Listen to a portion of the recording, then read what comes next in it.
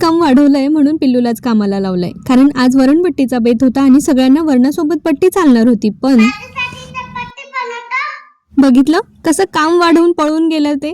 मग आता काम वाढवलंय तर थोडी कामात मदत तर करावीच लागणार. शिरा पण त्यालाच खायचा होता, म्हणून मग शिऱ्यासाठी काजू बदाम पण तोच बारीक करून देणार.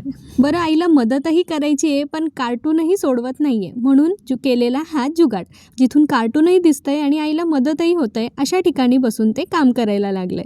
तर हॅलो, नमस्कार मैत्रिणींनो, कसे आहात सगळे? मस्त ना? आज आहे संडे स्पेशल व्लॉग आणि आज मुलांनी फार मनावर घेतलं आहे की आईला मदत करायची आहे. आज अक्षूने ठरवलं होतं, म्हणजे आदल्याच दिवशी ठरवलं होतं की उद्या मी सगळ्यांसाठी सँडविचेस बनवणार आहे आणि म्हणून आधीच तिने सगळी तयारी करून ठेवली होती.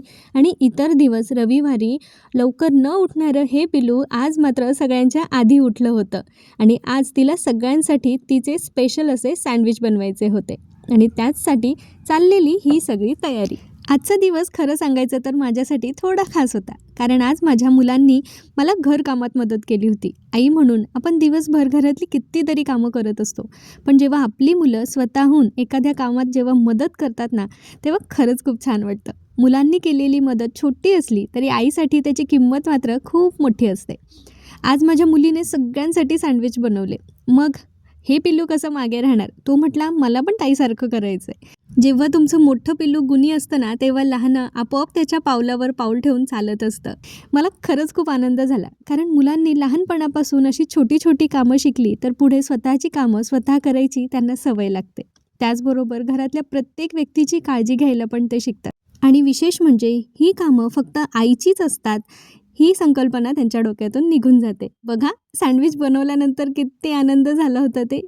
कॅमेरा अँगल थोडासा चुकला आणि इतका छान मोमेंट मला कॅप्चर नाही करता आला, पण त्यानंतर आम्ही मुलांनी बनवलेले सँडविच सगळ्यांनी बसून मस्त एन्जॉय केले. त्यासोबत होता गरमागरम आलं गवती चहा घातलेला चहा. पावसाळ्याच्या दिवसात किमान एकदा तरी हा चहा प्यायला की मन कसं तृप्त राहतं.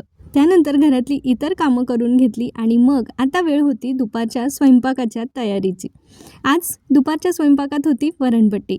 मला जेव्हा नेहमी वरणबट्टी करायची असते ना, त्यावेळेला मी बट्टीसाठी जाडसर पीठ दळून ठेवते, पण आज मात्र ते पीठ माझ्याकडे अवेलेबल नव्हतं आणि अचानक हा बट्टीचा प्लॅन ठरला. त्यामुळे मी घेतलं गव्हाचं पीठ आणि त्यात टाकला रवा, त्यासोबत थोडंसं चवीपुरता मीठ आणि नंतर इथे कडकडीत तेलाचं मोहन करून घेतलं आणि मग त्यात टाकले पांढरे तीळ, ओवा आणि बारीक केलेली जिरेपूड.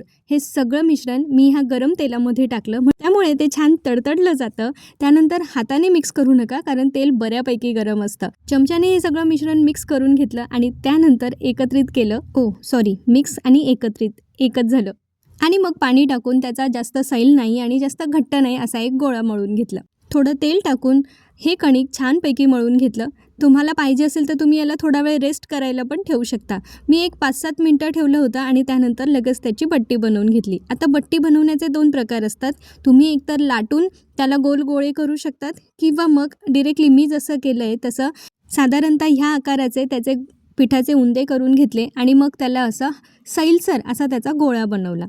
आता हे तुम्ही डिरेक्टली कढईमध्ये पाणी घेऊन त्यात थोडंफार तेल आणि मीठ टाकून डायरेक्ट त्या पाण्यामध्ये उकळून घेऊ शकतात किंवा आपलं इडली पात्र जे असतं ना, त्या मेथडने पण तुम्ही करू शकता. म्हणजे भांड्यात आधी पाणी टाकायचं, इडली पात्राला छानपैकी तेल लावून घ्यायचं आणि त्यानंतर हे गोळे जे आपण बनवले होते हे सरळ त्या इडली पात्रावर ठेवून द्यायचे आणि त्याला स्टीम होऊ द्यायचं.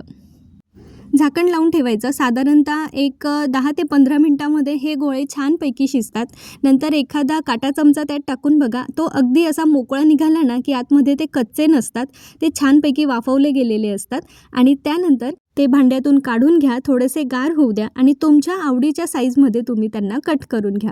एकतर तुम्ही ब्रेडसारखे त्यांना गोल गोल पण कट करू शकता, जसे आपले टोस्ट वगैरे असतात, किंवा मग मी केले त्या साईजमध्ये पण तुम्ही कट करू शकता. आतल्या बाजूने बघा अगदी छान शिजले, जरा पण असा पिठाचा नरमपणा आतमध्ये नाही आहे, मस्त ते असे कोरडे निघत आहेत सुरीने कापल्यानंतर सुद्धा.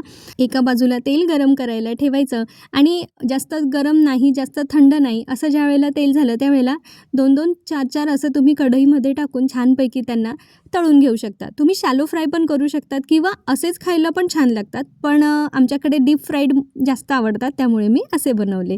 त्यानंतर बाप्पाला छानपैकी नैवेद्य दाखवला आणि आम्ही सगळ्यांनी पण जेवण करून घेतलं. केळीच्या पानावर नैवेद्य दिलाय ना, हे केळीचं पान माझ्याच कुंडीतल्या झाडाचं आहे. ते काही दिवसानंतर पिवळे पडतात म्हणून मी अधूनमधून मुलांना केळीच्या पानावर असं वरण-भात करून देत असते. तर असा होता माझा आजचा दिवस. व्हिडिओ आवडला असेल तर लाईक, शेअर, सबस्क्राईब करायला अजिबात विसरू नका. पुन्हा भेटूया अशा छानशा व्हिडिओमध्ये. तोपर्यंत आपली आणि आपल्या प्रियजनांची काळजी घेत राहा. आयुष्य खूप सुंदर आहे. मस्तपैकी जगत राहा. पुन्हा भेटूया. बाय.